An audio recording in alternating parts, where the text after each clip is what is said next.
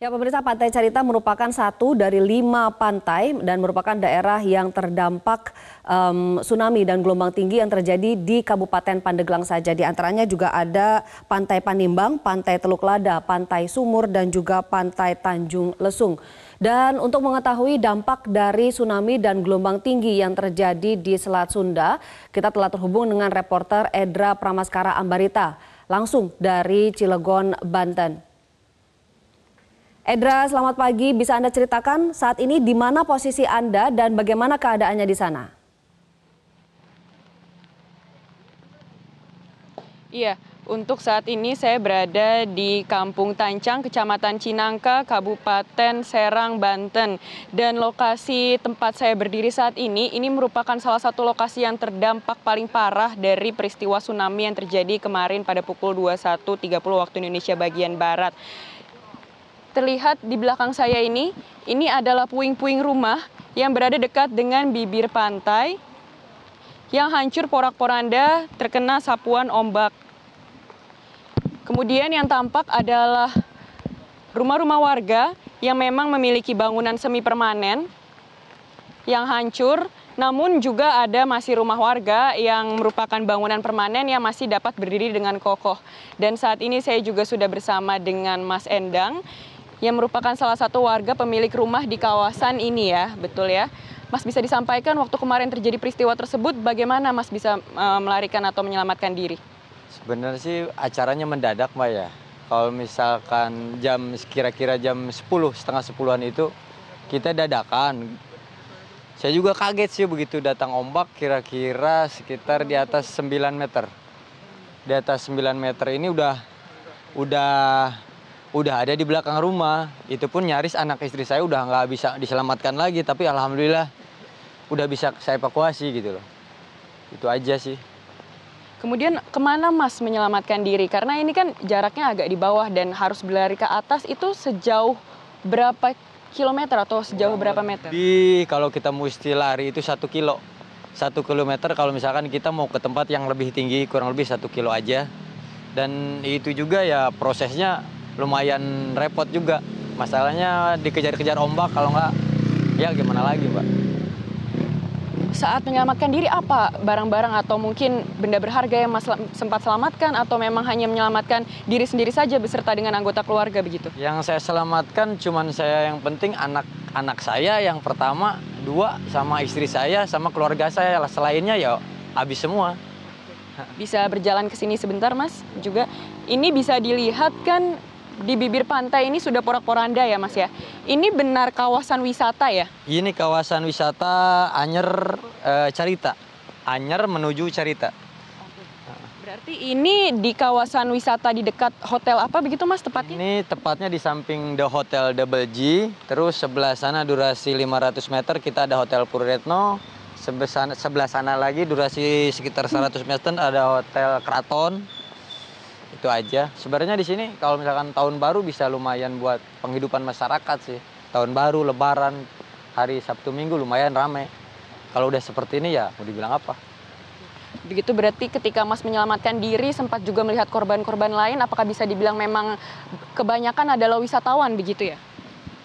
Saya rasa alhamdulillah kalau dari segi warga ada korban luka-luka. Paling kalau misalkan dari wisatawan juga ada yang meninggal. Kalau yang saya tahu kurang lebih 5 orang. Kalau dari wisatawan, dari warga sendiri belum ada yang diidentifikasi. Kalau luka-luka, patah tulang, sobek, itu semua banyak. Lebih dari 3-40 orang.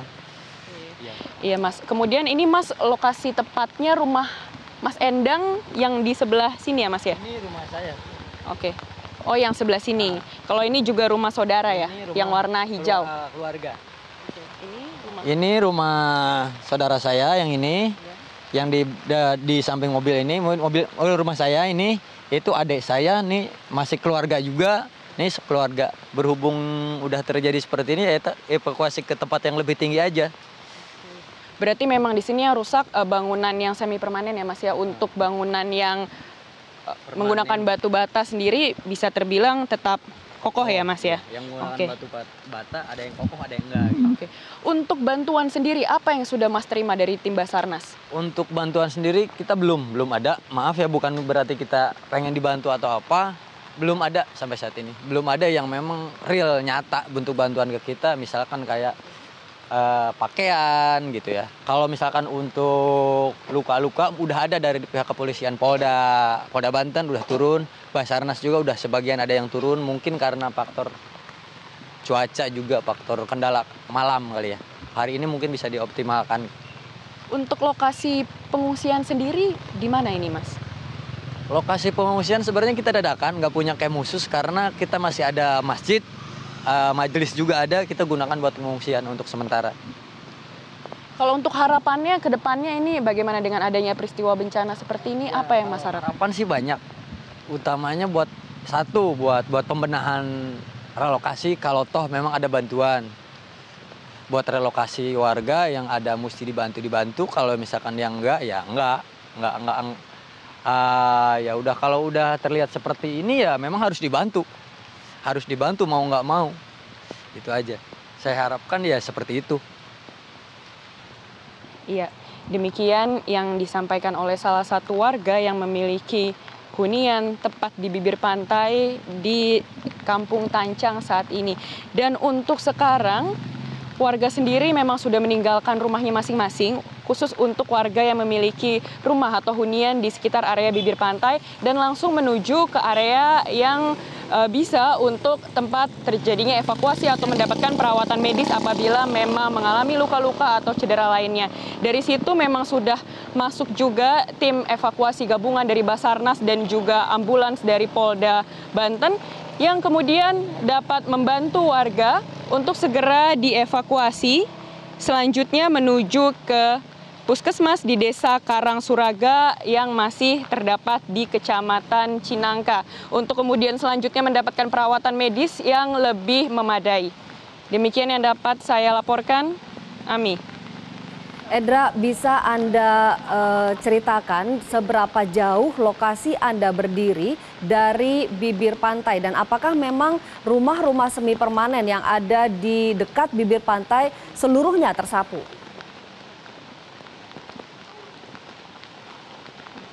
Saat ini lokasi tempat saya berdiri kurang lebih berjarak sekitar 30 meter dari bibir pantai. Dari bibir pantai sendiri menuju ke bangunan semi permanen yang berjejer di area bibir pantai sekitar 10 meter jaraknya. Dan tadi juga saksi lainnya menyampaikan bahwa ketika peristiwa terjadi, ia melihat ombak dengan ketinggian hingga 15 meter yang kemudian langsung dalam hitungan menit menyapu seluruh area bibir pantai sejauh 50 meter yang langsung meluluh lantahkan sejumlah bangunan semi permanen yang ada di bibir pantai. Dan kondisinya saat ini juga, Ami, kondisi dari rumah atau bangunan semi permanen memang seluruhnya porak-poranda yang berada di bibir pantai. Terutama yang di bagian yang langsung menghadap ke arah laut. Sementara itu untuk di area seberangnya, di seberang jalan yang masih memiliki bangunan kokoh yang terbuat dari bata, masih utuh hingga saat ini. Dan untuk bangunan semi permanen, tidak hanya bangunan semi permanen juga yang rusak di bibir pantai, namun sejumlah kerusakan juga dialami oleh area-area wisatawan seperti di Hotel Keraton dan kemudian Hotel Puri Retno dan beberapa hotel lainnya yang mengalami kerusakan namun tidak parah karena memang lokasinya atau konstruksi bangunan yang masih terbuat dari bata. Ami. Edra, kita bisa menyaksikan bahwa saat Anda memberikan laporan ada 1 atau 2 kendaraan roda 2 yang bisa melintas. Tapi apakah jalan tempat Anda berada ini bisa dilewati oleh kendaraan roda 4 atau memang aksesnya betul-betul tertutup? Untuk kondisi jalan saat ini memang masih utuh atau tidak mengalami kerusakan. Namun bisa dilihat di badan jalan sendiri banyak adanya puing-puing dan juga materi-materi bangunan yang terhempas ketika terjadinya peristiwa semalam. Memang jalanan ini masih bisa dilalui oleh kendaraan, namun hanya bisa diakses oleh kendaraan roda 2 atau kendaraan bermotor, di mana mobil tidak dapat melalui area ini. Selain itu juga di jalan utama dari arah Cinangka hingga menuju ke Pandeglang, aksesnya mati total. Dan hingga saat ini masih menunggu alat berat dari Dinas PU untuk segera membuka akses sehingga dapat melakukan evakuasi dengan semestinya. Dan memang di sekitar ini ada banyak warga. Permisi, Pak. Boleh saya tanya sebentar, Bapak warga di sini, Pak? Saya dari Pedarincang. Oke. Ini Bapak di sini untuk melakukan apa, Pak? Untuk melihat-lihat saja atau bagaimana? Keluarga saya di Pasauran. Keluarga saya di sini. Saya mau pengen lihat gitu gimana selamat atau enggaknya gitu. Berarti Bapak dari tadi bisa berlalu lalang tanpa adanya pembatasan atau pencegahan begitu ya Pak ya, melalui ini kan areanya masih rawan begitu Pak? Iya, ya, enggak ada. Berarti masih diperbolehkan begitu ya Pak ya? Iya, ya. Terima kasih Pak. Iya, ya. Iya, untuk area di sini memang dari pantauan kami tidak ada petugas atau dari pihak kepolisian yang memang membatasi area ini atau memberikan pencegahan bagi warga yang melewati area ini, sehingga area yang memang atau jalan yang tertimbun puing-puing ini masih bisa dilewati oleh kendaraan roda 2 dan masih dimanfaatkan oleh warga sekitar untuk melihat atau menjenguk keluarganya yang saat ini juga sudah berada di tempat yang lebih aman, yakni di tempat yang lebih tinggi di masjid yang juga masih berada di kawasan Cinangka. Ami.